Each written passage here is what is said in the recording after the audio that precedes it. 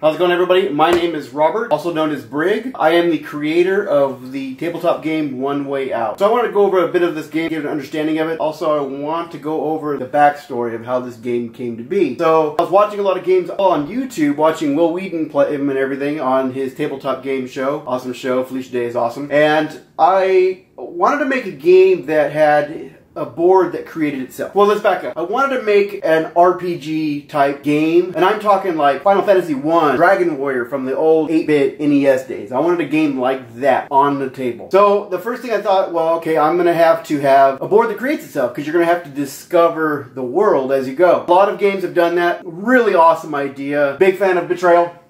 Love that they do that with the house. That is such an awesome idea. So I wanted to do that. I also wanted to make a game that was almost like a choose your own adventure. Kind of like the old books back in the 80s or even Goosebump books. Something like that, where you can kind of choose your own adventure. Essentially, I wanted the game to change every single time. And then the other aspect, a big aspect, was I wanted the game to be collaborative. I wanted everybody to have to roll their dice together and have to strategize together. There was no, even in those old games, Final Fantasy, everybody had to take a turn. It was a turn-based system. I wanted something that was everybody wins. So everybody worked out what they're going to do, and then everybody rolled. It was just completely collaborative. And that went for either battles or puzzles. In One Way Out, there's a lot of different dice puzzles you have to do. It pretty much involves, almost 100% of the time, there are some variations. Everybody has to roll their dice together. I wanted to do that collaborative thing, so I came up with this idea. I had the whole choose your own adventure setup going. I had the cards. It just wasn't working. So I tossed out the choose your own adventure idea. Okay, we'll stick to straight cards and story. And then so I started building that. And then that aspect got so big to have all the options that I wanted, then I ended up scrapping the board, because at the time I finished the cards, I had the game. I mean, it was on paper, printed from my home computer, but that was the game. I mean, it was playable as is. Building the world was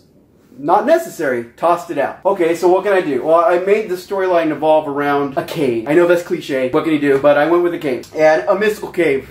Another cliche. But it had a different aspect. So now I'm going to go over the game itself. You're with your group of players, your friends, family, whatever it is, and you're hiking. You come across a cave. There's a dead body and a giant door, and you go inside, and then that's when hell all breaks loose. So you're inside this cave, you're stuck. You figure out that the only way out of this cave is forward. There is only one way out. You take turns, and that is the only real turn system in the game. You take turns testing the next cavern, the next room. When it's your turn, you get to draw the next card, and it'll say what lurks in that cavern. And it could be a fight, puzzle, a store. Stores are tricky. You're in a cave. Now remember, this game is supposed to be like an old RPG game back in the day. And as you progressed, you found cities that had new gear and new stuff. So how could I do that in a cave? I came up with a way. So everybody rolling a puzzle, something different, unique. I've never seen anything like it. The people I've play tested with have never seen anything like it. And a lot of fun. Like, you wouldn't think it'd be that much fun. You're just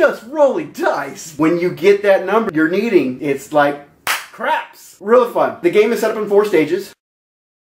I threw a 5, but it's actually 4. The game is set up in 4 stages. And that is pretty much to set up how the cave kind of pans out. The 3rd and 4th stages, it gets harder. There also is a modifier. If you have 3 players or 6 players, the enemies get a little harder, the more people that are playing, and the further you go into the game. There are stage bosses for each stage. The gear gets better and better as you go. At the very end, you have to defeat a final boss. There is a storyline that progresses you. Story deck has 32 story cards. Most of them are standalone cards. They tell a brief story. It's a lot of words on a card, but it's the brief story. And there's a puzzle, objective, whatever. And then there's the other cards that kind of progress you through the actual story. Like, who the hell was that dead guy at the beginning of the cave? Progress you through the story to the very end. When you defeat the final boss, there is a final story that you can read. It gives you some closure. So I wanted something, a story that closed it up. Not just a brief little paragraph. 1 page that brings you all together. What happens and what's happened afterwards. Like, where do you go from here? Real fun game. Downside, I will be honest, there is some setup in the beginning. In order to keep this game progressive and desirable as you play it, there are 149 loot cards as of now. I am still working working on different cards and adding more things as I see they're necessary. As the game is now, it is totally playable and doable,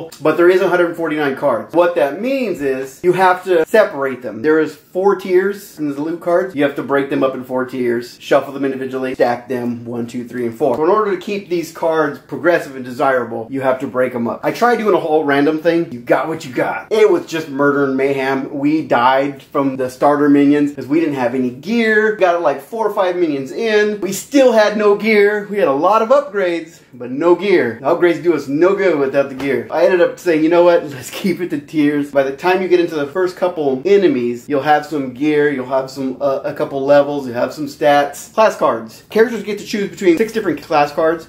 It's essentially, they all have names, but essentially it's a tank, a healer, damage dealer, enchanter, controller, hybrid, and stealth. Rogue. Each one of these has their own stats, abilities, bonus sets. The really nice thing about these cards is a recommended setup. As you level up, the stats are not solid points that you get regardless. You get to choose. So like I said, there is a recommendation to play the class as it was intended, but you don't have to. So if you want to take those points and just throw them anywhere and everywhere, you can. But I would advise caution for people who are first-time players for the game. Granted, there are going to be players out there who are going to be able to finagle the system, finagle the points, come up with a way that I probably never even seen. That's awesome. I'm cool with that. If you come up with new ideas, please share them with me. I would love to know. Overall, the game is, the best way I can describe it, like I said, is like an old RPG 8-bit NES type game on your table. I already have another edition started, but I put that on hold while I focus on this one. For the sake of the Kickstarter, anybody backing, I just didn't feel like it was fair to work on another game. That one is set aside for now. It is half done, and I've got a lot of the guts completed. I've got a lot of the story cards completed, which is the bulk of the game, because I'm handwriting mini stories for each one. I'm also hoping to come out with little story packs, extra cards, enemies, gear.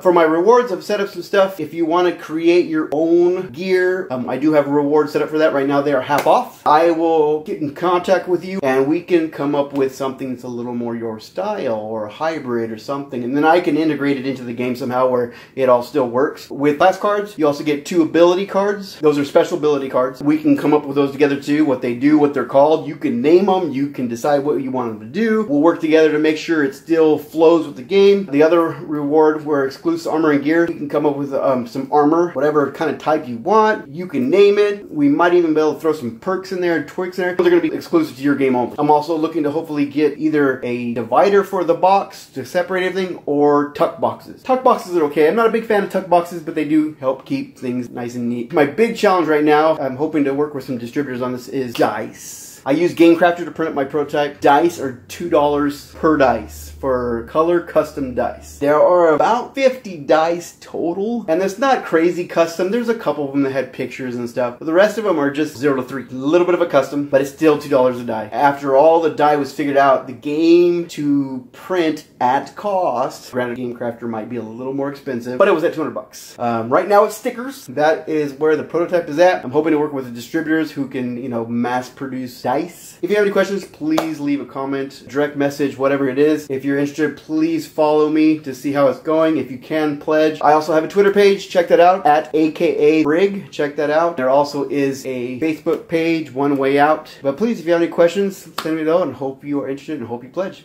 Thank you.